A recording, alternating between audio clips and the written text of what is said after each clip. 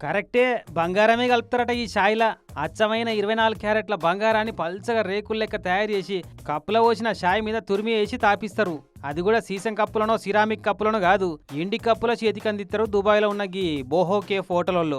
అంటే అచ్చంగా బంగారాన్ని తాపిత్తురు అన్నట్టు. గుక్క గుక్కకు గరం గరం బంగారం సిప్పు చేయొచ్చు అన్నట్టు పైసలు పెడితే. ఇక దీన్ని గోల్డెన్ కడక్ ఛాయ్ అంటారట. తాగినాక ఎండి కప్పు కస్టమర్లకా హోటళ్ళకేనా అంటే ఎండి కప్పుని ఎంట కొంటవచ్చునట.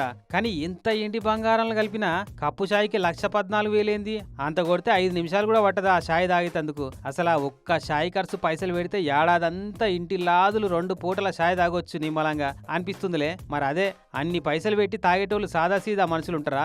ఎంత చెట్టుకు అంత గాలి అన్నట్టు అంటే కోట్లు ఖర్చు పెట్టగలిగే శ్రీమంతులే పోతారన్లకు. కామన్ పబ్లిక్ ఈ గోల్డ్ కడక్ ఛాయ్ తాగాలంటే ఇల్లు అమ్ముకోవాల్సి ఉంటది మరి అన్నట్టు. ఈ బోహో కేఫ్ పెట్టిన వాళ్ళు మన దేశ పోలేనట.